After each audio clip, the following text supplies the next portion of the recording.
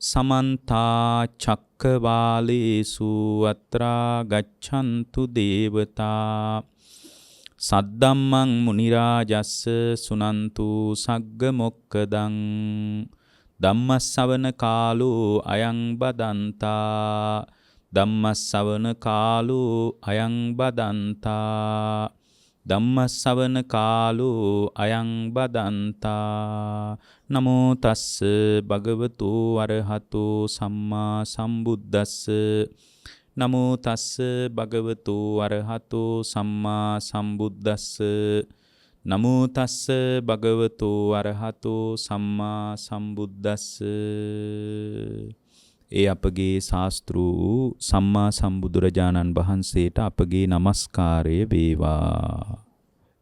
පින්වත්නි, අද දේශනාවට මාතෘකාව හැටියට ලැබිලා තියෙන්නේ සංයුක්ත නිකායේ අභිසමය සංයුක්තේන බය පංච බය වේර සූත්‍රය කියන දේශනාව. ඒතර මේ බඳු දේශනාවක පූර්ණ අර්ථය පැය ගාණක් කතා කරන්න පුළුවන් එකක්. මොකද ඒක ඊටාම වටිනා දහම් පරයයක්. දැන් බුදුරජාණන් වහන්සේගේ මූලික දේශනාවේ ඉලක්කය විමුක්තිය. ඒ කියන්නේ පුද්ගලයා තුළ නිවීම මතු කරන එක. තව ඉදින් කිව්වොත් හිත හදාගන්න එක තමයි බුදුදහමේ කේන්ද්‍රගත ඉලක්කය. දැන් අපි මේ ප්‍රඥා නාලිකාව හරහා ඊටාම ගැඹුරු දහම් කොටස තමයි ඊතරලව කතා කරගෙන එන්නේ.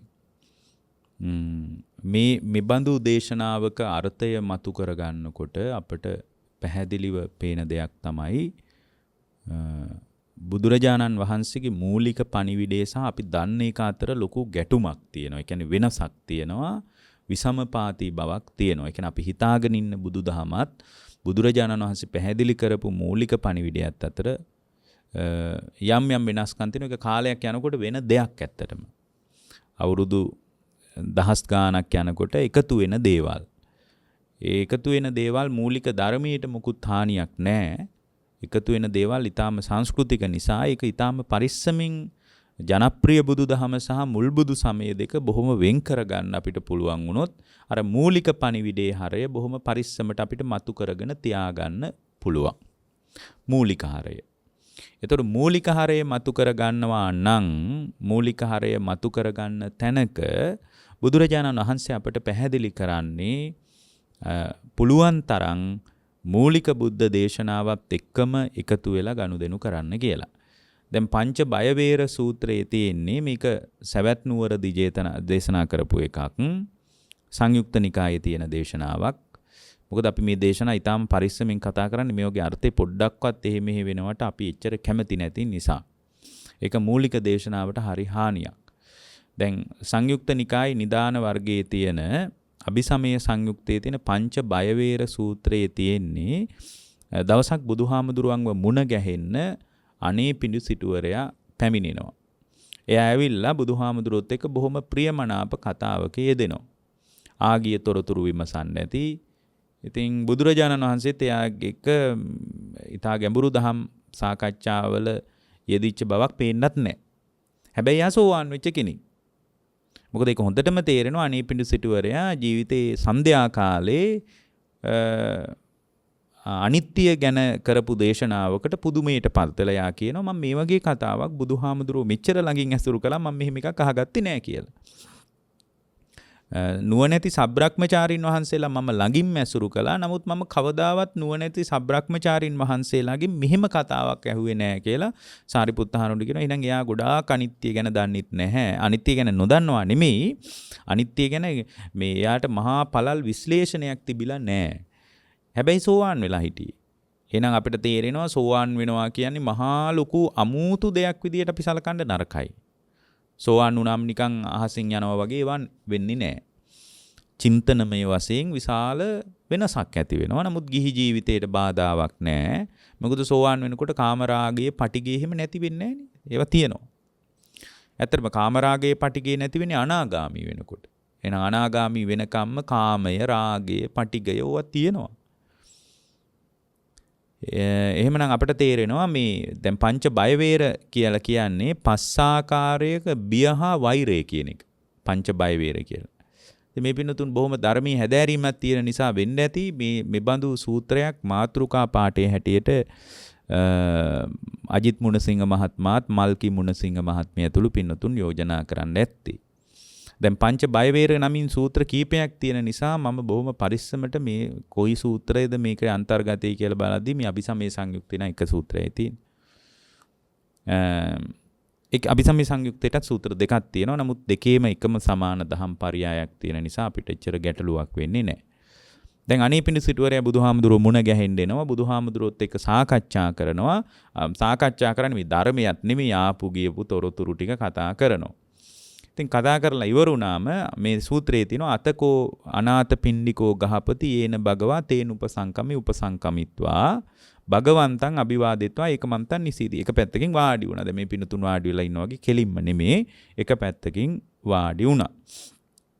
ඒ විදිහට වාඩි වුණාම බුදුරජාණන් වහන්සේ ඒකමන්තං නිසින්නංකෝ අනාථපිණ්ඩික. එක පැත්තකින් හිටපු අනාථපිණ්ඩික ගහපතියාට භගවන්තං ඒතදවචබා. ඒ භාග්‍යවතුන් වහන්සේ මෙහෙම කතාවක් කිව්වා. මොකද්ද කිව්වේ?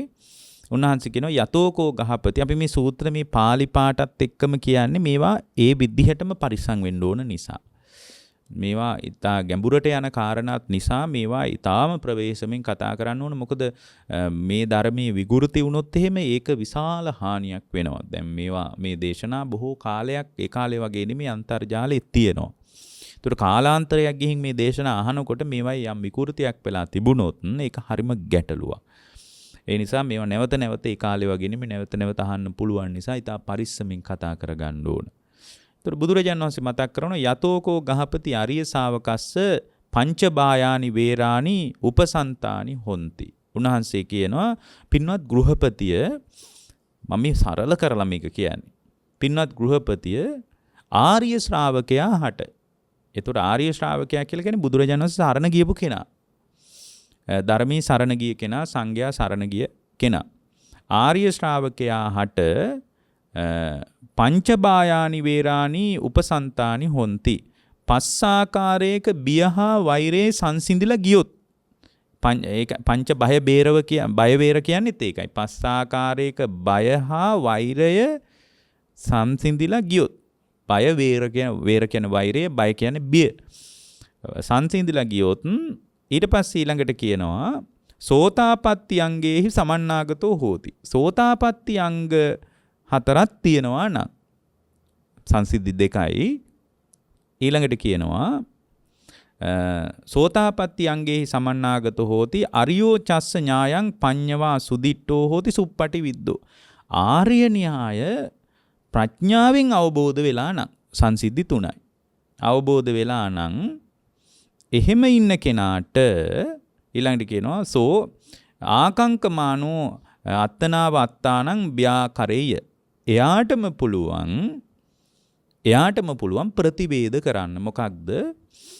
එයා පන්සල් නොගියට කමක් නැහැ. ඔන්න බලන්න බුදුදහමේ ඉලක්කය. අපි හිතන්නේ බෞද්ධකම තියෙන්නේ පන්සල් යෑම මත, ආමුදුරු ඇසුරු කිරීම මත, කොයිතරම් ආමුදුරුන්ට කිට්ටුද, මාස්පතා දාහනේ දෙනවද? ඒ මොකක්වත් කතා මේවට අදාළ නැහැ. ඔක්කොම සංස්කෘතිකව අපි ගොඩනගාගත්ත දේවල්. ඒවා මූලික බෞද්ධකමට සම්බන්ධ ඒවා නෙමෙයි. දැන් මෙතන අනික මල් පූජාවක් වෙනවත් නැහැනේ බලන්නකෝ. අංග 3යි. මොකද්ද? පස්සාකාරයක බය හා වෛරය සංසිඳිලා නම් දෙවෙනි එක තමයි සෝතාපට්ටි අංගේහි සමන්නාගතෝ හොති. සෝතාපට්ටි අංග 4ක් තියෙනවා. ඒ අංග 4 තියෙනවා නම් ඊළඟට කියනවා අරියෝ චස්ස ඥායේ පඤ්ඤාය සුදිට්ඨෝ හොති සුප්පටි විද්දෝ. ආර්ය න්‍යාය ප්‍රඥාවෙන් අවබෝධ වෙලා නම් එතකොට බුදුරජාණන් වහන්සේ මතක් කරනවා එයාටම පුළුවන් ප්‍රතිවේද කරගන්න කොහොමද? මම නම් නිරයට යන්නේ. මම නිරයට යන්නෙත් නැහැ, പ്രേත ලෝකෙට යන්නෙත් නැහැ, සතර අපායට වැටෙන්නෙත් නැහැ, තිරිසන් යෝනියට යන්නේ මම සෝවාන් කෙනෙක්. අන්න බලන්න. මම සෝවාන්. එයා කාගෙන්වත් අහන්න ඕනත් නැහැ ගිහින් මේ හාමුදුරනේ මං දැන් සෝවාන් වෙලාද? මම දැන් මොකද්ද මගේ ආද්‍ය? ඒ මොකක්වත් ඕනේ නැහැ. ඒ මොකක්වත් ඕනේ නැහැ. එයාට පුළුවන් මම සෝතාපන්න කෙනෙක් කියලා මෙතන කියනවා මේ සෝතාපන්නෝ හමස්මින්. ඒ කියන්නේ Tamanටම පුළුවන් මම සෝතාපන්නයි. එච්චරයි. මම සෝතාපන්නයි කියලා ප්‍රතිවේද කරගන්න. සත්‍ය අවබෝධ කරපු කෙනෙක් කියලා එයාටම කියාගන්න පුළුවන්. ඒතකොට මේක තමයි බෞද්ධ පදනම. ඒතකොට එහෙනම් ඊටු ඔක්කොම අපි පස්සේ කාලේ හදාගත්තේ ඒවා. ඒ කියන්නේ මල් පූජාව, පහන් පූජාව, සුවඳ මේ ඔක්කොම පස්සේ කාලේ හදාගත්තේ. ඉතින් ඒවා නරක නෑ. ඒවා සද්ධාවට එහෙම උදව්වක් නේ. ඒ ඔක්කොමත් හොඳයි. මෙන්න මේ කාරණා තුන තියෙනවා නම් ඒ කාරණා තුන තියෙන එකනට පුළුවන් මම සෝවාන් වෙච්ච කෙනෙක් කියලා එයාටම කියන්න පුළුවන්. එහෙනම් සෝතාපන්න වෙච්ච කෙනා ඒ සෝතාපන්න වෙච්ච තත්ත්වේ කියනවා. ඒක කිසි ගැටලුවක් නැහැ. මම සෝවාන් වෙලා ඉන්නේ කියලා ඒක කියන එක කිසි ප්‍රශ්නයක් නැහැ. මොකද බුදුරජාණන් වහන්සේම කියනවා මහණෙනි මම සෝතාපන්න කෙනෙක්, මම හතර අපායට වැටෙන්නේ නැති කෙනෙක්, නියත වශයෙන් ආර්ය සත්‍ය අවබෝධ වෙච්ච කෙනෙක් කියලා එයාටම පුළුවන් කියන ප්‍රතිවේද කරගන්න. එතකොට එහෙමනම් සෝතාපන්න වෙනවා කියන්නේ ඔන්න ඔය අංග තුන තියෙන එකයි. මේ තුන තමයි තාම පරිස්සමෙන් අපි විස්තර කරගන්න අවශ්‍ය වෙන්නේ. එතකොට මේ කාරණා තුන විතරක්ම සෑහෙනවා සෝතාපන්න වෙන කෙනෙකුට. මේ කාරණා තුන තිබ්බහම එයා සෝතාපන්න එච්චරයි. ඊළඟට කියනවා කතමානි පංච බායානි වේරානි උපසන්තානි හොන්ති. මොනවද මේ පස්සාකාරයක බිය කියලා, පස්සාකාරයක බිය හා වෛරය සංසිඳිලා කියලා කියන්නේ? යං ගහපති පානාති පාතා පච්චය. ඒ කියන්නේ යම් වෙලාවක ගෘහපතිය සතුන් මරණ කෙනෙක් සතුන් මැරීම හේතු කරගෙන මෙලොවදීම යම් බයක් වෛරයක් රැස් කරනවා නම්, පරලොවදිත් යම් බයක් වෛරයක් රැස් කරනවා නම්, මානසිකව යම් දුකක් විඳිනවා නම්, දුම්නසක් විඳිනවා නම්, ඒ බඳු වෛරයක් බයක් සංසිඳෙනවා ප්‍රාණඝාතයෙන් වැළකී ඉන්න කෙනාට. දැන් මෙතන පළවෙනි බය හා වෛරය සංසිඳීම ගැන කියන්නේ මේ පංචශීලය ගැන. ඇත්තටම බුදුහාමුදුරුවන්ගේ නෙමෙයි පන්සිල්. පන්සිල් කියන්නේ සමකාලීන ಭಾರತೀಯ ඉගැන්වීම් වල තිබුණු එකක්. බුදුහාමුදුරුවෝ කරන්නේ නව ප්‍රතිසංස්කරණයක් කරන එක නිසා පංචශීලය පිළිබඳව බුදුරජාණන් වහන්සේගේ විග්‍රහයක් තියෙනවා. ඒ කියන්නේ බුදුහාමුදුරුවෝ කරන්නේ පන්සිල් හොඳ දෙයක්. ඒ නිසා උන්වහන්සේ ඒ කාලේ සමාජයට අනුදැනව අදාලා පන්සිල් හොඳයි කියලා. එතකොට මේ සීලයක් නැති වුණොත් එහෙම අවදානමක් තියෙනවා. ඒ කියන්නේ සීලයක් නැති කෙනෙක් අනාරක්ෂිතයි. දැන් පන්සිල් රකින්න කෙනෙකුට රැකවරණයක් තියෙනවා. ඒ කියන්නේ දැන් ඇත්තටම මරණාසන්න මොහොතේ හරි අපි කෙනෙක් මැරෙන්න කිට්ටු වුණාම අපි කරන්නේ පිරිත් ටිකක් කියන එක.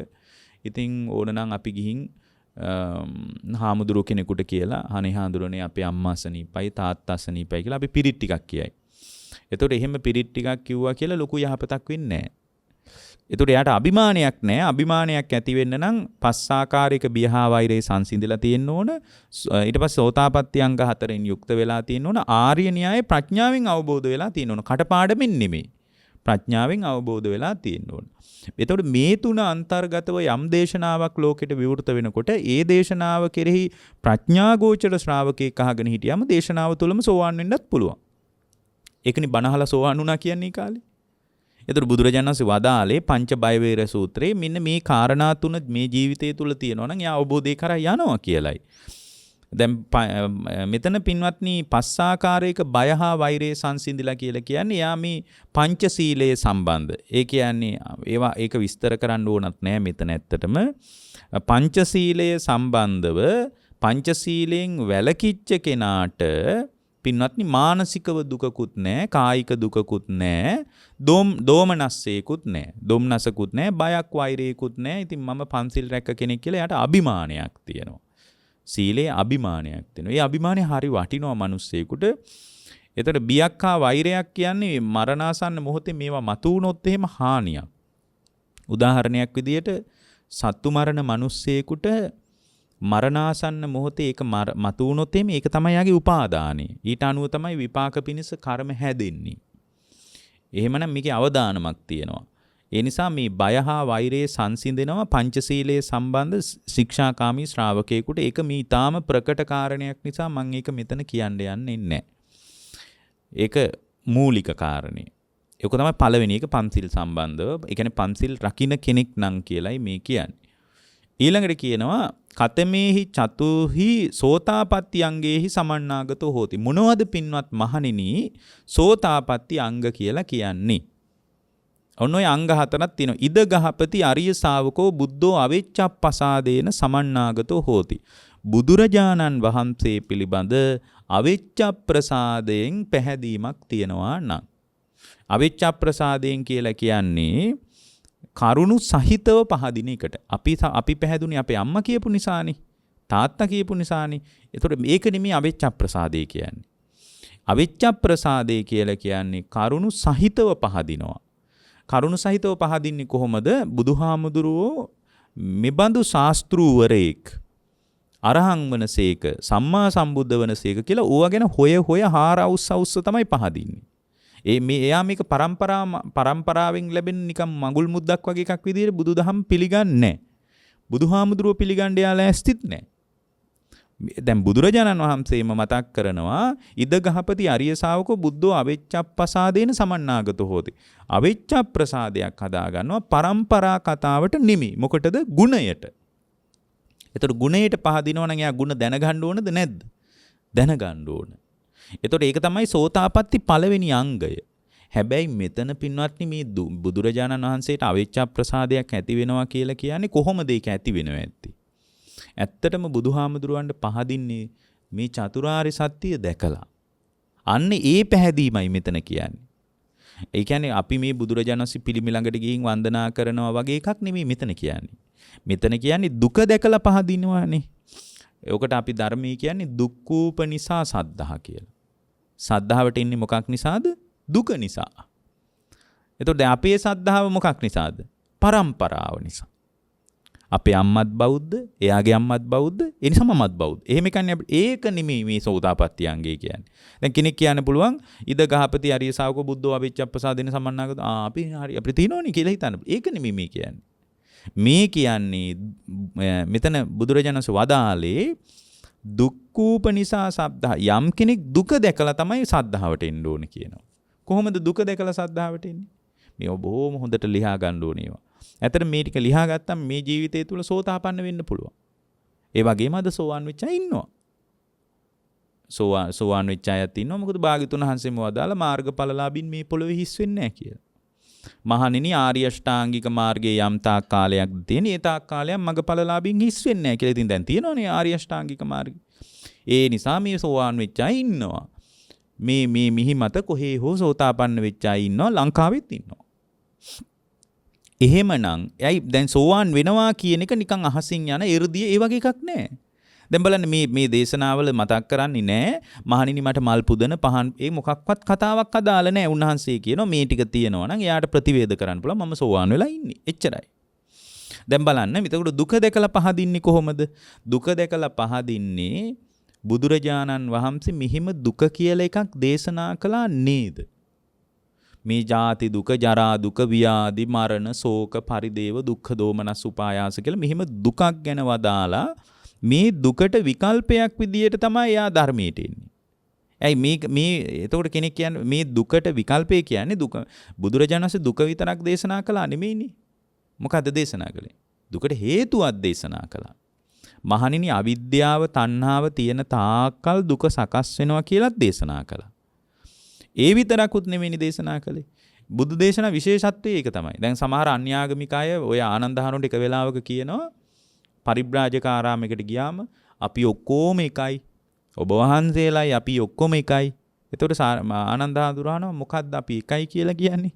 ඇයි ඔබ වහන්සේලාත් තට්ටේ ගාගෙන ඉන්නේ අපිත් තට්ටේ ගාගෙන ඉන්නේ? ඔබ වහන්සේලාත් මැටි වළඳක් අත මැටි පාත්‍රයක් අතර අරන් පින්ඩ පාත යන අපිත් පින්ඩ පාත යන්නේ විදියටම.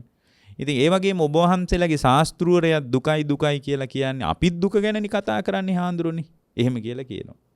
ඒතර අන්‍යාගමික අයයි ඔක්කොම එකයි කියලා තමයි කතා කළේ. එහෙම කතා කරනකොට ආනන්දහර ඔක පිළිගත්තේ නැහැ.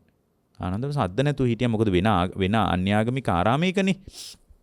ඉතින් උතන කතා කරන්න යන එකත් හොඳ නැහැනේ. සද්ද නැතුව ඉඳලා පිළිගත්තෙත් නැහැ, ප්‍රතික්ෂේප කළෙත් නැහැ. කෙලින්ම ආරාමයට ආවා. ඇවිල්ලා බුදුහාමුදුරන්ට කිව්වා ස්වාමීනි මේ මම ආද මේ දානේ වළඳන්න වෙලාව තිබ්බ නිසා පරිබ්‍රාජක ආරාමයකට නිකන් ගොඩ වුණා. ඒගොල්ලෝ මට කිව්වනේ මේ අපි ඔක්කොම එකයි. අපි අතර වෙනසක් නැහැ. බැලූ බැල්මටවත් වෙනසක් නැහැ. අපිත් හිස මුඩු කරලා ඔබ වහන්සේලාත් හිස මුඩු කරලා ඔබ වහන්සේගේ ශාස්ත්‍රූරයත් දුකයි කියන්නේ අපිත් දුකයි කියන්නේ. මේ ඉතින් ඒ නිසා මේ අපි ඔක්කොම අතර වෙනසක් නැහැ කියලා කිව්වා. දැනුත් කියන්නේ නැද්ද? දැනුත් කියනෝනේ ඔක්කොම ආගම්වල අය එකතු වෙලා අපි ඔක්කොම එකයි කියලා. ඔය ලංකාවේ අලුතෙන් සංකල්පයක් එහෙමත් හැදුනේ මේ ආගම් අතර එකම වේදිකාවක අපි ඔක්කොම හොඳ ඒවා තමයි කියන්නේ කියලා. ලංකාවේ එහෙම සංවිධානයක් හැදුනානේ සරුආගමික කියලා. එහෙම එකක් නැහැ පින්වත්නි. එතකොට බලන්න බුදුරජාණන් වහන්සේ වදාරණ එක. අපි ඔක්කොම එකයි කියලා බුදුරජාණන් වහන්සේවත් වදාලේ නැහැ. බුදුරජාණන් වහන්සේ වදාලා ආනන්ද ඔබ මොකද්ද කිව්වේ ඒකට කියලා අහනවා. එතකොට ආනන්ද ආරු කියනවා මම මුකුත් කියන්න ගියේ නෑ ඔකට. මම සද්ද නැතුව හිටියා. ආනන්ද අහන්න තිබුණේ අනිත් පැත්තට හරි. දුකයි නම් ඔයලගේ දුකෙන් නිදහස් වෙන වැඩපිළිවෙල මොකද්ද කියලා අහන්න තිබ්බේ කියනවා. එහෙමනම් ආනන්ද ඔය පරිබ්‍රාජකයන්ට ගිල ගන්නත් බැරුව වමාර ගන්නත් බැරුව හිර වෙනවා කියනවා. ඇයි? දුකයි කියලා මේ රෝහලක ඉන්න වෛද්‍යවරයෙකුට තේරෙනවා මේ අනේ මේ ශරීරේ මොනතරම් ජරා ජීර්ණ වෙන දුකක් තියෙන එකක්ද කියලා. ඒ වුණාට එයාට මොකද්ද තියෙන දුකින් නිමිදෙන්න වැඩපිළිවෙල? දුකෙන් නිදහස් වීම පිණිස එයාට වැඩපිළිවෙලක් තියෙනවද? දුක කියන එක ඕන මිනිස්සෙකුට තේරෙන්න පුළුවන්. ජරාවට පත් වෙන එක දුකයි කියලා අමුතෙන් ඔළුව අත ගාලා ටොකු වෙනලා කියලා දෙන්න දෙයක් නැහැ නේ. ලෙඩ වෙන එක දුකයි කියලා. ඒක නෙමෙයි අපේ විශේෂත්වය. බුදුරජාණන් වහන්සේ දුකෙන් නිදහස් වෙන විදිය වදාලා. බුදුරජාණන් වහන්සේ දුකෙන් නිදහස් වෙන පටිපාටිය වදාලා. එතකොට මේ පටිපාටිය තමයි ඊට පස්සේ ඊළඟ පියවරෙන් කියවෙන්නේ. දැන් බලන්න එතකොට එහෙමනම් අපි බුදුරජාණන් සරණ යන්න ඕන. බුදුරජාණන් දුකෙන් නිදහස් වෙන්න පාරක් කිව්වා නේද? මේක දෙවියන් බඹුන් මරුන් සහිත ලෝකේ කවුරුවත් සත්ව ප්‍රජාව අතර දන්නේ නෑ නේද? අන්න ඒකට පැහැදුනොත් ඒක මේ පිළිමිට පහදිනවට වඩා අග්‍රයි. ඒක පිළිමිට පහදිනවා වගේ එකක් නෙමෙයි. ඒ දුක දැකලා දුකට විකල්පයක් විදිහට පහදිනව නේද? හරි ප්‍රශස්තයි පින්වත්නි. ඒ පැහැදීම. ඒකට තමයි කියන්නේ දුක්ඛූප නිසා සද්දා කියලා. දුක දැකලා විකල්පයක් විදිහට පහදිනවා. ඒක හරිම ඉහළ සද්දාවක්. ඊට පස්සේ ඊළඟ එක තමයි පින්වත්නි බුදුරජාණන් වහන්සේ වදාරනවා ඊළඟ කාරණේ තමයි දැන් බුදුරජාණන් වහන්සේට පහදිනවා නම් උන්වහන්සේගේ ගුණය දැකලා තමයි පහදින්න ඕන. එතකොට අරහං වනසේක සම්මා සම්බුද්ධ ඒවා හොඳට ඉගෙන ගන්න ඕන බෞද්ධයෙක්. අපි ඒවා ගැන ඉතා ගැඹුරින් බුදු ගුණ නිවන කරා යන විදිය ගැන අපි දේශනා කරලා තියෙනවා. එතකොට අරහං කියන්නේ ඇයි? බුදුහාමුදුරු අරහං වෙන්නේ කොහොමද? හොයන්න ඕන. ඇයි බුදුහාමුදුරන්ට අරහං කියන්නේ? අරහං කියන්නේ ඇහෙන් රූප බලලා ඒ රූප කෙරෙහි නොඇලුණුසේක, නොගැටුණුසේක, මුලා නොවුණුසේක, ආසාව දුරු කළසේක. ඒ නිසා අරහං කියනවා. බලන්න කොච්චර ලස්සන අර්ථයක් තියෙනවා. අන්න ඔය ටික හොයලා යම් කෙනෙක් පැහැදුනොත් ඒකට කියනවා මොකද්ද? බුද්ධෝ අවිච්ඡප්පසාදේන ඒක කාටවත් හොලවන්න බෑ. බුද්ධෝ අවිච්ඡප්පසාදේන සමන්නාගතෝ හෝති. ඊට පස්සේ බුදුරජාණන් වහන්සේ මතක ඔය තමයි පළවෙනි සෝතාපට්ටි අංගය. ඒ කියන්නේ එහෙමනම් බුදුන් වහන්සේ සරණ යෑමෙන් තොරව සෝවාන් වෙන්න බෑ. කවුරු හරි කියනවා නම් සෝවාන් වෙන්න පුළුවන් කියලා එයා බුදුරජාණන් වහන්සේව සරණ යන්න ඕන. මොකද බුදුරජාණන් සරණ ගියේ නැත්නම් එයාට ධර්මීය සරණ කරගන්න බෑනේ. මොකද ලෝකේ දුකෙන් මිදෙන වැඩපිළිවෙලක් විදියට බුදුරජාණන් වහන්සේගේ හිතේ තමයි ආර්ය න්‍යායක් මතු වුනේ. ඒතකොට මේක කවුරුවත් දන්න කතාවක් නෙමෙයි. ආර්ය න්‍යාය කියන එක. ඊළඟට බලන්න ඊට පස්සේ බුදුරජාණන් වහන්සේ මතක් කරනවා ඉද ගහපති අරිය ශාවකෝ ධම්මේ අවිච්ඡප්පසාදේන සමාන ධර්මයේ පිළිබඳවත් කාටවත් හොලවන්න බැරි පැහැදීමක් හදා ගන්නවා. එහෙමනම් මේ ධම්මං සරණං ගච්ඡාමි කියලා කිව්වා කියලා ධර්මයේ පිළිබඳ කාටවත් හොලවන්න බැරි පැහැදීමක් හදා ගන්න බෑ. ධර්මයේ හොයන්න ඕන. බුදුරජාණන් වහන්සේම විමර්ශක සූත්‍රයේදී මතක් කරනවා මහණෙනි මේ ධර්මයේ හොඳට හොයලා බලලා සරණ යන්න කියනවා. පින්වත්නි ලෝකේ විවෘත වීමෙන් බබලන ප්‍රබලම වස්තුව තමයි ධර්මයේ. ලෝකේ ගොඩාක් ආගම් විවෘත වුණාම බබලන්නේ නැහැ. ඒ නිසා ලෝකේ ගොඩාක් ආගම් වැහිලා තියෙන තරමට බබලනවා. ඒ නිසා විවෘත කරනවටවත් කැමති නැහැ. ඒ නිසා ඒගොල්ලෝ හංගගෙන තමයි කතා කරන්නේ. ඒතකොට ඒගොල්ලන්ගේ දෙවියන් වහන්සේට ශාස්ත්‍රවරයාට මොකක් හරි වචනයක් කිව්වොත් සමහර විට ඒක ඒ මිනිස්සයා ඝාතනය කරන්න පවා ප්‍රබල විග්‍රහයක් වෙනවා. අපිට එහෙම නැහැ. බුදුරජාණන් වහන්සේ වදාළේ මහණෙනි මේ ධර්මයේ හොයා සරණ යන්න. ඇයි? මේ ධර්මයේ මතුවෙන්න ඕන තමන්ගේ හෘද සාක්ෂිය. දැන් මේ ධර්මයට කියනවා වචනයක් ඕපනයික කියලා. ඇයි ඕපනයික කියන්නේ? තමන්ගේ ඇතුලෙන් එන්න ඕන ධර්මයේ. ඒ කියන්නේ එහෙනම් ධර්මයේ මතුවෙන්නේ කොහෙන්ද? තමන්ගේ චිත්ත අභ්‍යන්තරේ. එහෙනම් ධර්මයේ කියන එක හොඳට හොයලා බලලා සරණ යන එක තමයි ධම්මේ අවිච්ඡප්පසාදේන සමන්නාගතෝ හොති කිව්වේ. එහෙම නැතු මේ ස්වාක්කාතෝ භගවතා ධම්මෝ සම්දිට්ඨිකෝ ওই වාක්‍ය කියන එක එහෙම නෙමෙයි. මොකද ඕක කියන එක සෝතාපට්ටි අංගයක් නම් මේ වෙනකොට 10 15 වතාවක් සෝවන් වෙලත් ඉන්න ඕන. එහෙම කවුරුත් සෝවන් වෙලා නැහැ නේ. ධර්මයේ හොඳට හොයන්න ඕන. ධර්මයේ ගුණ 6යි තියෙන්නේ. ඒ 6 හොඳට හෙව්වට පස්සේ ධර්මයේ හැඩතලයේ පේන්න පටන් ගන්නවා. මේක ඕන කෙනෙකුට ඇවිල්ලා බලන්න පුළුවන් එකක්.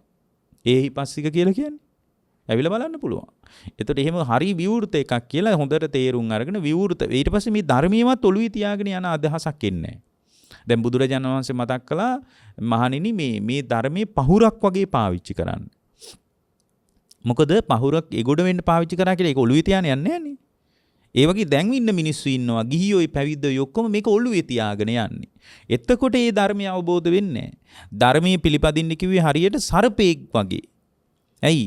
සර්පෙක් පිළිබඳ යමක් පිළිපදින්නේද ධර්මයේද එසේ පිළිපැදිය යුතුයි. මොකද සර්පයා වැරදි විදියට අල්ලගත්තොත් එයාටම දෂ්ට කරනවා.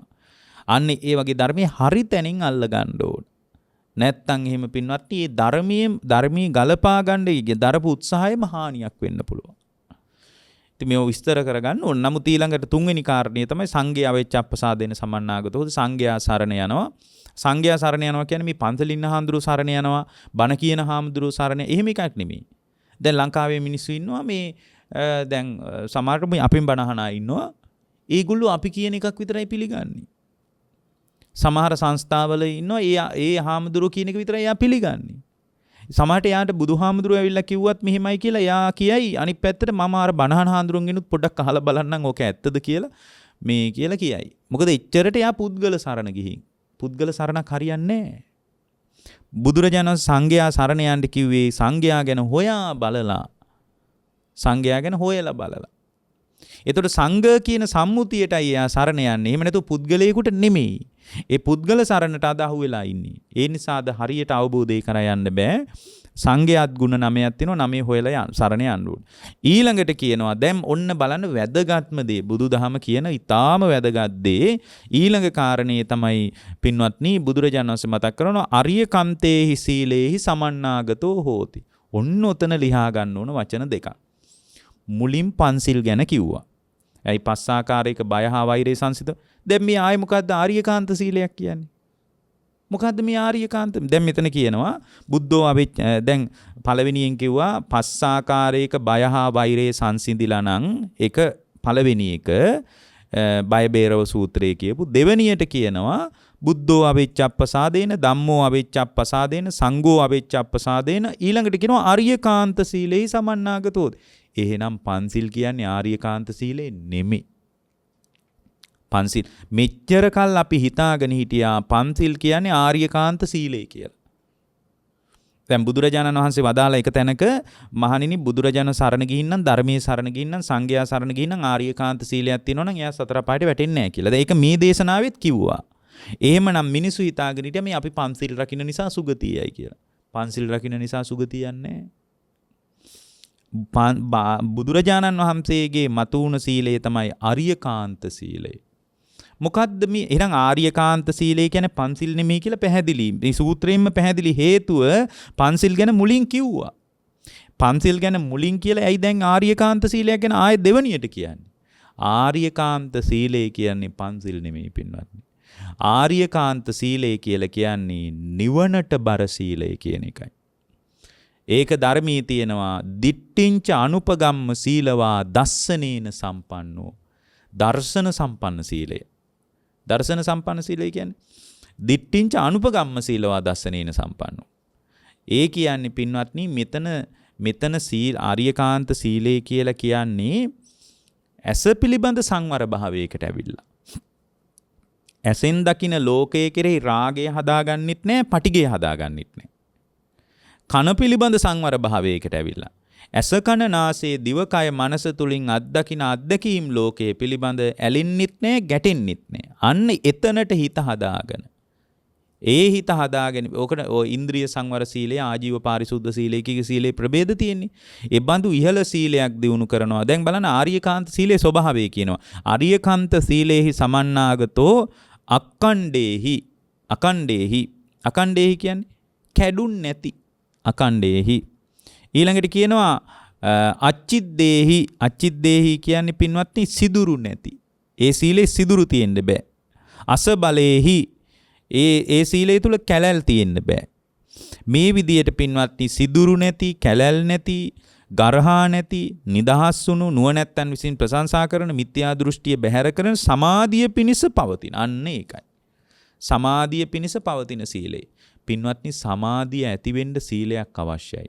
ඒක පන්සිල් විතරක් වෙලා මදි. සමාධිය උපදින්නේ පන්සිල් වලින් විතරක්. පින්වත්නි සමාධිය උපදින්නේ ඇස කන නාසය දිවකය මනස හරහා සිතුවිලි ගලන්නේ නැති වෙලාවකයි. ඒ කියන්නේ පින්වත්නි සිතුවිලි වලට අපි කියන්නේ සංකාර කියලා. සංස්කාර ඇස හරහා ගලන්නේ නැත්තම් කන හරහා ගලන්නේ නැත්තම් සංස්කාර ගලන්නේ නැති තැනක තමයි පින්වත්නි සංස්කාර ගලන්නේ නැති තැනක තමයි සමාධිය උපදින්නේ. හිතේ චිත්ත ඒකාග්‍රතාවය උපදින්න. එතකොටනේ දැන් ඔබ මන් දිහා බලාගෙන බණ ටික අහනවා. ඔබට ඇස හරහත් සංස්කාර ගලනවා. කන හරහත් ගලනවා.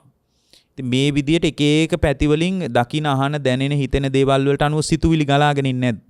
සිතුවිලි ගලාගෙන එනවා. එහෙමනම් සිතුවිලි ඒ විදියට ගලාගෙන එනවා නම් ඒ සිතුවිලි ගලාගෙන එන තැනක පින්වත්නි අවබෝධය කරා යන්න ඒ කියන්නේ සමාධියක් උපදින්නේ නැහැ. හේතුව සමාධියක් උපදින්නේ නැති වෙන්න හේතුව තමයි පින්වත්නි සමාහිත භාවය කියලා කියන්නේ සිතුවිලි නොගලන තැනක උපදින එක.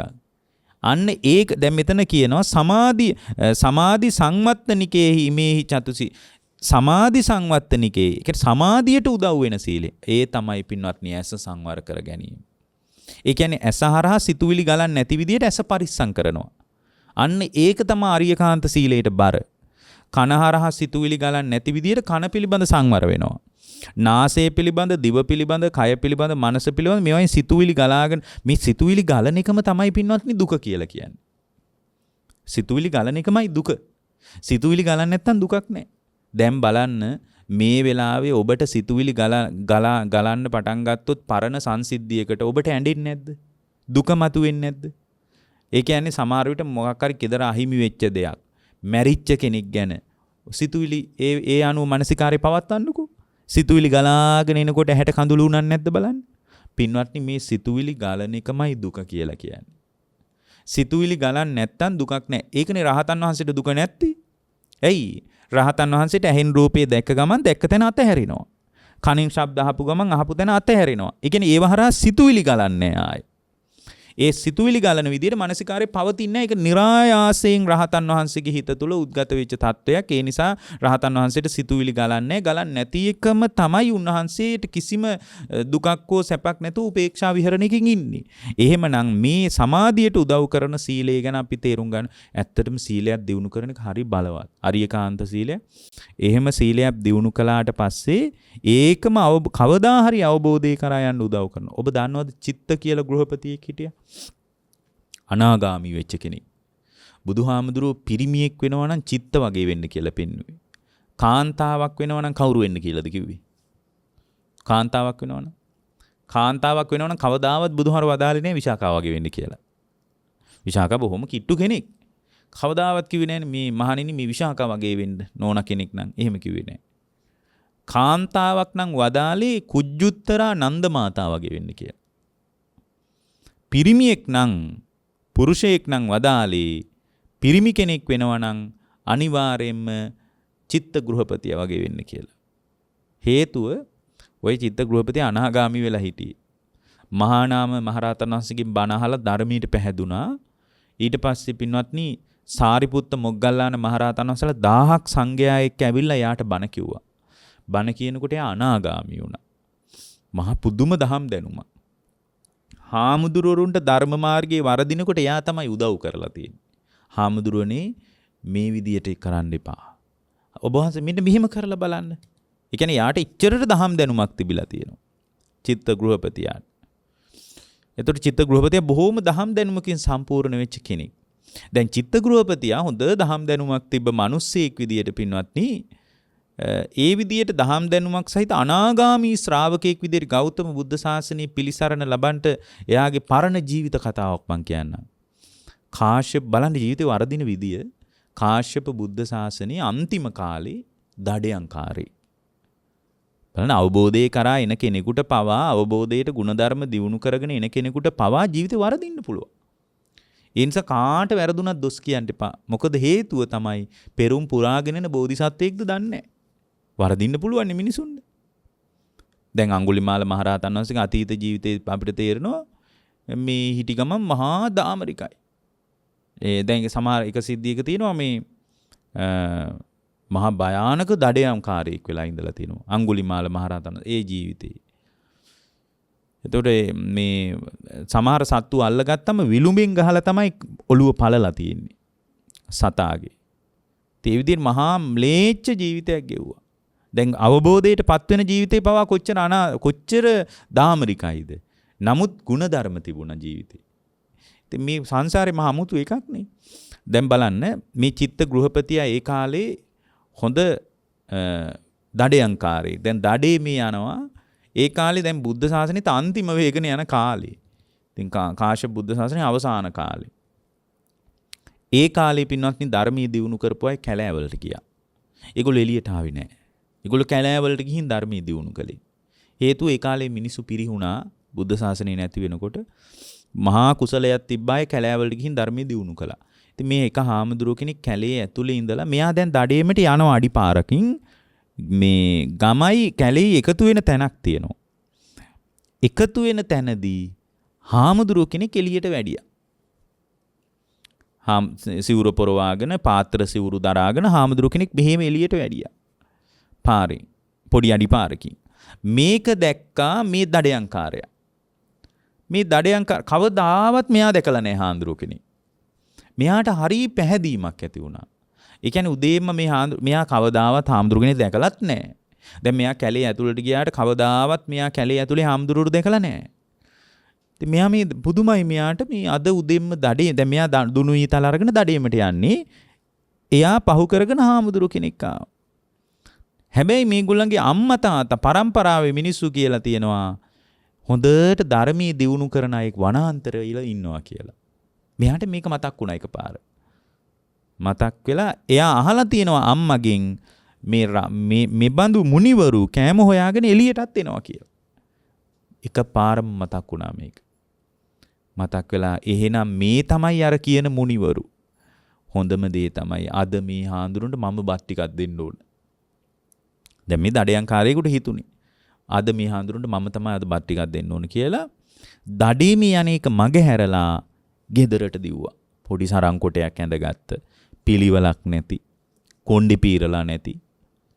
ෂර්ට් එකක්වත් ඇඳලා නැති. මේ උදුණු ඊතල් ටිකක් අරගත්ත වැද්දේ. ගෙදර දුවගෙන ගියා.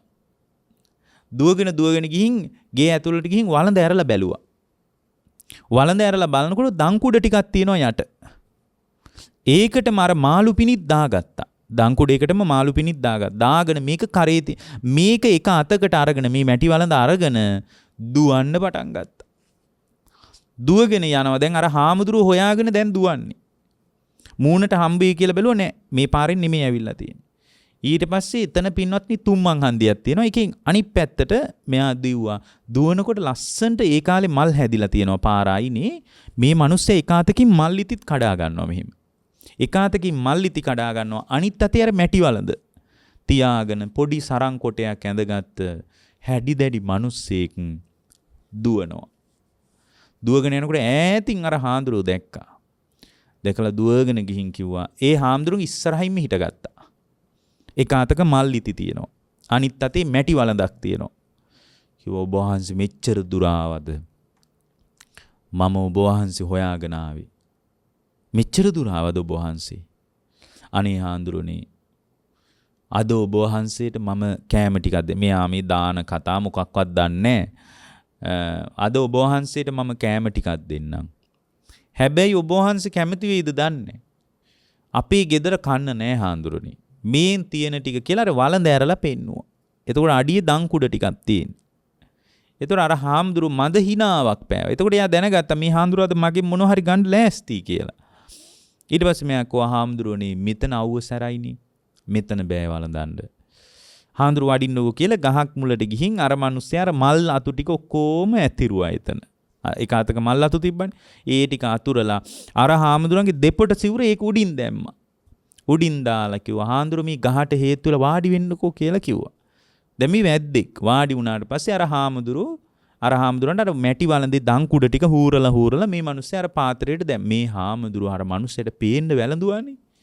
පේන්න වැළඳුවාම මේ මිනිස්යාගේ රෝමෝද්ගමණය වුණා. අනේ අද මේ බඳු මුනිවරයෙක් මගෙන් මේ දංකුඩ ටිකක් වැළඳුවානි කියලා. ඔහොම ඉන්නකෝ කියලා මේ මිනිස්සයා දුවගෙන ගියා. පැන් අරගෙන ඇවිල්ලා උන්වහන්සේට පූජා කළා. පූජා කරලා උන්වහන්සේ ඇහුවා ඔය පව් වැඩ නතර කරන්න බැරිද? එතකොට එයා අහලා තියෙනවා මොනවද හාඳුරුනි පව් වැඩ කියන්නේ? ඒ කියන්නේ එයා ඒව මොකක්වත් දන්නෙත් නෑ. බලන්න ධර්මයක් නැති කාලෙක. නමුත් සංසාරේ ಗುಣධර්ම දියුණු කරගෙන ආවේ ගෞතම බුද්ධ ශාසනයේ චිත්ත ගෘහපතියා වෙන්න. අනාගාමී ශ්‍රාවකයෙක් විදියට ගිහි ශ්‍රාවකයන් අතර අග්‍රස්ථානයේ ලැබපු ශ්‍රාවකයෙක්.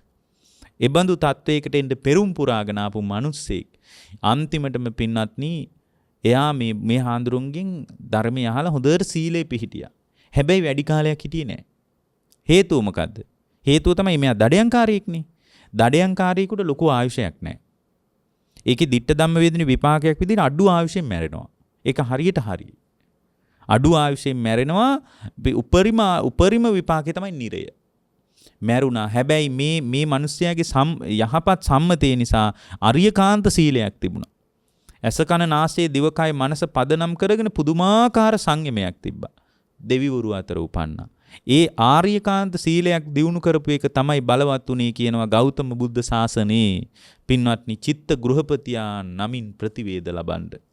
එතකොට එහෙමනම් මේ ආර්යකාන්ත සීලය කියන එක හරි වටිනවා. එහෙමනම් සෝතාපට්ටි අංග කියලා කිව්වේ මොනවද? බුද්ධෝ අවිච්ඡප්පසාදේන සමන්නාගතෝ හෝති, ධම්මේ අවිච්ඡප්පසාදේන සමන්නාගතෝ හෝති, සංඝෝ අවිච්ඡප්පසාදේන සමන්නාගතෝ හෝති. ආර්යකාන්ත සීලෙහි ආර්යකාන්ත සීලයක් තියා ගන්නවා. එහෙනම් ආර්යකාන්ත සීලය කියන්නේ පන්සිල් කියලා අදින් පස්සේ කියන්න එපා. ආර්යකාන්ත සීලය කියන්නේ නිවනට බර සීලය. නිවන දැන් කවුරු හරි කෙනෙක් හිතන්න පොයට යනවා පන්සලට. පොයට පන්සලට ගිහින් එයා සිල් රකින්නවා. සිල් රැකලා එයා කියනවා අනේ මේ සීලයේ බලයෙන් මට සුගතියේ උපදින්න ලැබේවා කියලා. එතකොට ඒක ආර්යකාන්ත සීලයක්ද? නෑ. එයා සුගතිය යන්න බලාගෙන රැකපු සීලයක්. එහෙනම් ඒක ආර්යකාන්ත වෙන්නේ නෑ. ආර්යකාන්ත සීලය කියන්නේ නිවනට උපකාර වන සීලය. කවුරු හරි කෙනෙක් කියනවා සිල් රැක්කාම සතර අපායට වැටෙන්නේ නැල්ලු. ඒ නිසා සීලයක් දියුණු කරන්න ඕන කියලා. එතකොට ඒ සීලය ආර්යකාන්ත සීලයක්ද නෑ. එයා වඩා සුගතියකට යන්න බලාගෙනයි සිල් රැකලා තියෙන්නේ. ඒක ආර්යකාන්ත වෙන්නේ නෑ. එහෙනම් ආර්යකාන්ත සීලය කියන්නේ නිවනට බර සීලය කියන එකයි. සමහර විට පන්සිල් අටසිල් වුණත් ආර්යකාන්ත නොවෙන්න පුළුවන්. එහෙමනම් අපි මේ ආර්යකාන්ත සීලය කියන්නේ නිවනම ඉලක්ක කරගෙන සීලය අදිෂ්ඨාන කරන්න ඕන. මොකද හිත වැඩ කරන්නේ పూర్ව චේතනාවට අනුව. හිත වැඩ කරන්නේ. එතකොට දර්ශන සම්පන්න සීලයක් තියාගන්න ඕන. ඒ දර්ශන සම්පන්න සීලය තුල තමයි ස්ථාවර වෙන්නේ. ඊළඟට දැන් මෙන්න මේක හරීම ගැඹුරු එකක්. මේක මේ පැයක් විතර කියන්න ඕන එකක්. ඊළඟට ඕන දෙවෙනි කාරණයක් අපිට තේරෙනවා. තුන්වෙනි කාරණේ මොකද්ද පින්වත්නි? තුන්වෙනි කාරණේ තමයි බුදුරජාණන් වහන්සේ මතක් කරනවා අරියෝ චස්ස ඥායෝ පඤ්ඤාය සුදිට්ඨෝ හෝති සුප්පටි විද්දෝ. ආර්ය න්‍යාය ප්‍රඥාවෙන් අවබෝධ වෙලා නම් මොකක්ද පින්වත්නි ආර්ය න්‍යාය? ඔන්න ඔය කාරණේ ප්‍රඥා කටපාඩම් කරගෙන නෙමෙයි. ප්‍රඥාවෙන් ඊටාම පැහැදිලි ලෙස පිරිසුදු ලෙස අවබෝධ වෙලා හොඳට තේරෙනවා. ආර්ය න්‍යාය ප්‍රඥාවෙන් අවබෝධ වෙලා කියලා කියන්නේ වෙන මොකක්වත් නෙමෙයි. උන්වහන්සේ මතක් කරනවා කතමෝ චස්ස ආර්යෝ ඥාය පඤ්ඤාය සුදිට්ඨෝ හෝති සුප්පටිවිද. මොකක්ද මේ ආර්ය න්‍යාය? ඉද ගහපති ආර්ය ශාවකෝ පටිච්ච සමුප්පාදංච සාදුකං යෝනිසෝ මනසිකරෝති. පටිච්ච සමුප්පාදේ නුවණින් විමසනවා නම් අන්න ඒකට තමයි ආර්ය න්‍යාය කියලා කියන්නේ. ඕක තමයි බුදුරජාණන් වහන්සේගේ කියවීම. දැන් බුදුරජාණන් වහන්සේගේ කියවීම කියන්නේ පටිච්ච සමුප්පාදයට. එතකොට මේ ආර්ය න්‍යාය කියන්නේ මොකටද? පටිච්ච සමුප්පාදය. ඉති ඉමස්මින් ඉදං හෝති. මේ ඇති කල්හි මේ ඇත. ඉමස්ස උප්පාදා ඉදං උප්පජ්ජති. මේ ඉපදීමෙන් මේ උපදී. ඉමස්ස නිරෝධා ඉදං ඉමස්මින් අසති ඉදං නහෝති. මේ නැති කල්හි මේ නැත. ඉමස්ස නිරෝධා ඉදං නිරුජ්ජති. මේ නිරුද්ධ වීමෙන් මේ ඔන්නෝකයි අපේ පටිපාටිය. අපි දෙවියෙක්වත් බඹෙක්වත් මාරයෙක්වත් කරපු දෙයක් විදිහට මේක පිළිගන්නේ නැහැ. අපි පිළිගන්නේ ඒකනේ බුදුරජාණන් වහන්සේගෙන් සමහර අය ඇවිල්ලා අහලා තිනවා. එක බමුණෙක් ඇවිල්ලා අහනවා මේ ස්වාමීනි මේ දුක තමන් හදපු එකක්ද කියලා අහනවා. ඒතකොට බුදුරජාණන් වහන්සේ මොකද වදාළේ? උන්වහන්සේ මතක් කළා මේ තමන් හැදුවා කියලා කියන්න බෑ කිව්වා. එතකොට අහනවා එහෙනම් මේ දුක අනුන් හදපු එකක්ද? එතකොට බුදුරජාණන් වහන්සේ වදාලා නෑ එහෙම කියන්නත් බෑ. එහෙනම් මේක අනුනුයි තමනුයි දෙගොල්ලොම එකතු වෙලා හදාපු එකක්ද? එතකොට බුදුරජාණන් වහන්සේ නෑ එහෙම කියන්නත් බෑ. එහෙමනම් මේ දුක ඉබේ හටගත් එකක්ද? එතකොට බුදුරජාණන් වහන්සේ නෑ එහෙම කියන්නත් බෑ. දැන් මේ අහන්න ඕන ප්‍රශ්න ටික ඔක්කොම අහලා ඉවරයි. දැන් බුදුරජාණන් වහන්සේගෙන් අහනවා හරි. එහෙනම් තමුන්නාන්සේ දුක ගැන දන්නේ නැද්ද? ඔබ වහන්සේ දුක කියලා එකක් ගැන දන්නේ නැද්ද? එතකොට බුදුරජාණන් වහන්සේ වදාලා නෑ මම දුක ගැන දන්නවා. හරි දන්නවනම් දුක ගැන කියන්න. එතකොට බුදුරජාණන් වහන්සේ වදාලා මේ දුක තමන් හැදුවා කියලා කියන්න බෑ කියනවා. තමන් හැදුවා කියලා කිව්වොත් දැඩි අත්කිලමතානුයෝගී වැඩකට බැහැින්නේ කියනවා. ඇයි මමනේ හදාගෙන තියෙන්නේ මම මොනවා හරි කරලා මේක ඉවර කරගන්න ඕන කියලා. එහෙම කියන්න බෑ කියනවා. මේ දුක අනුන් හැදුවා කියලා කියන්නත් බෑ කියනවා. හේතුව අනුන් හැදුවා කිව්වොත් එහෙම කියයි අනුන්නේ හදලා තියෙන ඉතින් මම මොනව කරන්නද? වෙන කෙනෙක් නම් දුක හදලා තියෙන්නේ මට කරන්න දෙයක් නැහැ. ඉතින් මම ඔහේ ඉන්නවා. එහෙම තැනකට එනවනේ. ඒතකොට අනුන් හැදුවා කියලා කියන්නත් බෑ. මේ දුක ඉබේ හටගත්තා කියලා කියන්නත් බෑ. කොහොමද එහෙනම් මේ දුක ඇති වෙන්නේ? පාටිච්ච සමුප්පන්නවයි. හේතුන් නිසා ඇතිවෙච්ච තත්ත්වයක්. අන්න ඕක තේරුම් ගත්තට පස්සේ පින්වත්නි පුදුම ලස්සනයි මේ ජීවිතේ. මේ පටිච්ච සමුප්පාදේ කොහොමද මේ පටිච්ච සමුප්පාදේ ගැට ගැහෙන්නේ? පටිච්ච සමුප්පාදේ විමසනකොට එයාට තේරෙනවා මේ දුක දෙවියෙක්වත් බඹෙක්වත් මාරයෙක්වත් ලෝකේ කවුරුත් හදපු එකක් නෙමෙයි. මේ දුක කොහොමද පින්වත්නි ඇති වෙලා තියෙන්නේ? මේ දුකට හේතුව මොකද්ද? මේ දුකට හේතුව දෙවියෙක්වත් මමවත් දෙමව්පියවත් කවුරුත් නෙමෙයි. සමහර ළමයි කියනවා තමයි අපේ අම්මලා නිසා අපි විඳවන්නේ. සමහර දෙමව්පියෝ කියනවා අපි අපේ දරුවෝ නිසා විඳවන්නේ. කවුරුත් කවුරුවත් නිසා විඳවන්නේ නැත. කිසිවෙක්වත් කිසිවෙකු නිසා විඳවන්නේ නැහැ. ඇයි කිසිවෙක්වත් කිසිවෙක් නිසා විඳවන්නේ නැත්තේ? මේක පටිච්ච සමුප්පන්නයි. ආර්ය න්‍යායේ එහෙනම් මේ දුක කියන එක මොකක් නිසාද පින්වත් නැති උනේ? මොනවා නිසාද මේ දුක ඇති වෙන්නේ නැත්තේ? මේ දුක ඇති උනේ. දැන් බලන්න ආර්ය න්‍යායේ තියෙනවා මේක කවුරුත් හදාපු එකක් නෙමෙයි. එහෙනම් මේ දුක කොහොමද ඇති උනේ කියන්න බලන්න. මේ දුක ඇති උනේ උපන් නිසා. අන්න. ඔන්න ඔය න්‍යායට මේක තිබ්බොත් මේක වෙනවා කියලා පරියායට ලියා ගන්න ඕන. මොකක් නිසාද මේ දුක ඇති වෙන්නේ?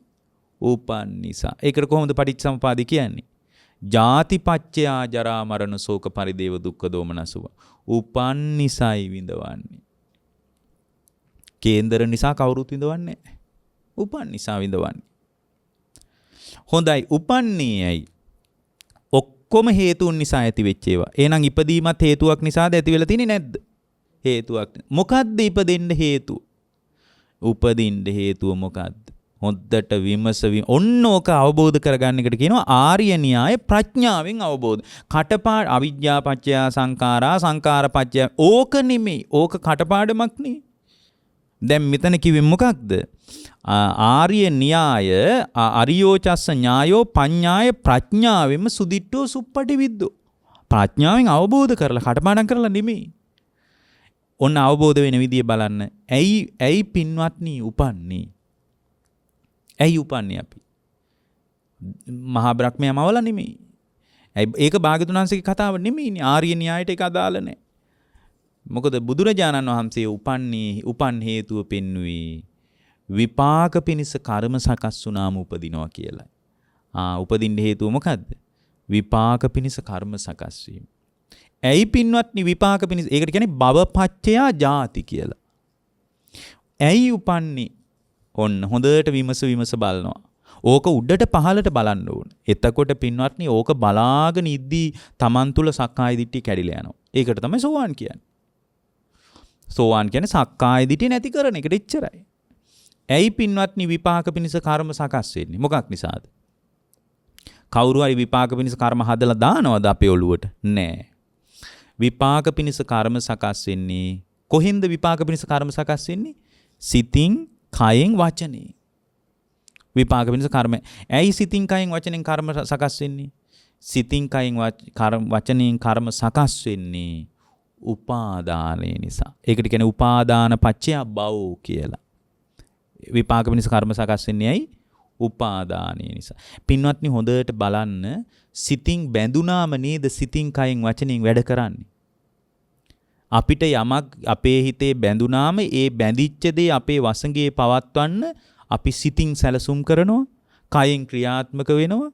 වචනේනුත් එයා එක්ක කතා කරන්නේ නැද්ද? අපි තුල බන්ධනයක් නැත්නම් අපිට ඒක අතහැරෙන්නේ නැද්ද? අතහැරෙනවා. දැන් අපි හිතමුකෝ අපි ඇඳුමකට කැමතියි කියලා. අන්න ඒ ඇඳුම උපාදානෙ වුණාම ඒකට අපි කියන්නේ උපාදානෙ. ඇඳුමට කැමතියි. ඊට පස්සේ ඇඳුම කොහෙද තියෙන්නේ කියලා හොයන්න වෙන්නේ නැද්ද? මනසි මේ ඇඳුම කොහොමද ගන්නෙ? මහත්යාගේ පඩියෙන් මේ සැරේ මේ ඇඳුමට වෙන් කරගන්නේ කොහොමද මුදලක්? ඊට පස්සේ මේ ඇඳුම කොයි කඩේද තියෙන්නේ? කවදද ගිහින් ගන්නෙ? ඊට පස්සේ මේ ඇඳුම මට හොඳයිද කියලා තවත් දන්න අයත් එක්ක පවා කතා කරන්නේ නැද්ද?